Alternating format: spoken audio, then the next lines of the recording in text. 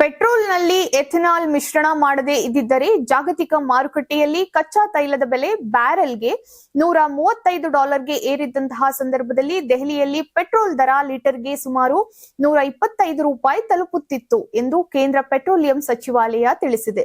ಸರ್ಕಾರದ ಎಥೆನಾಲ್ ಮಿಶ್ರಣ ಕಾರ್ಯಕ್ರಮವನ್ನ ಸಮರ್ಥಿಸಿಕೊಂಡಿರುವಂತಹ ಸಚಿವಾಲಯ ದೇಶೀಯವಾಗಿ ನಿಗದಿತ ದರದಲ್ಲಿ ಖರೀದಿಸಿದಂತಹ ಎಥೆನಾಲ್ ಅನ್ನ ಪೆಟ್ರೋಲ್ನಲ್ಲಿ 20% ಮಿಶ್ರಣ ಮಾಡಿರುವುದರಿಂದ ಗ್ರಾಹಕರಿಗೆ ಲೀಟರ್ಗೆ $94.77 ದರದಲ್ಲೇ ಪೆಟ್ರೋಲ್ ದೊರೆಯಲು ಸಾಧ್ಯವಾಯಿತು ಎಂದು ಹೇಳಿದೆ.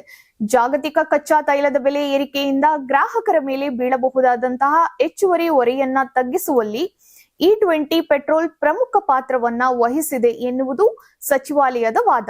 ಸಂಕಷ್ಟದ ಅವಧಿಯಲ್ಲಿ ಪ್ರತಿ ಲೀಟರ್ಗೆ ಸುಮಾರು $30 ಉಳಿತಾಯ ಆಗಲು ಎಥೆನಾಲ್ ಮಿಶ್ರಣ ಕಾರಣವಾಗಿದೆ ಎಂದು ತಿಳಿಸಿದೆ.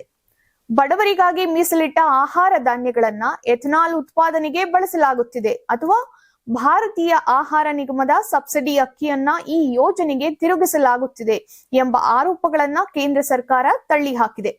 ಪಶ್ಚಿಮ ಏಷ್ಯಾದಲ್ಲಿ ಸಂಘರ್ಷ ಆರಂಭವಾದ ಬಳಿಕ ಸುಮಾರು 75 ದಿನಗಳ ಕಾಲ ಜಾಗತಿಕ ಕಚ್ಚಾ ತೈಲ ಬೆಲೆಯಲ್ಲಿ ಏರಿಳಿತಗಳಿದ್ದರೂ ದೇಶದಲ್ಲಿ ಪೆಟ್ರೋಲ್ ಮತ್ತು ಡೀಸೆಲ್ ಚಿಲ್ಲರೆ ದರಗಳನ್ನ ಸ್ಥಿರವಾಗಿಯೇ ಇರಿಸಲಾಗಿತ್ತು.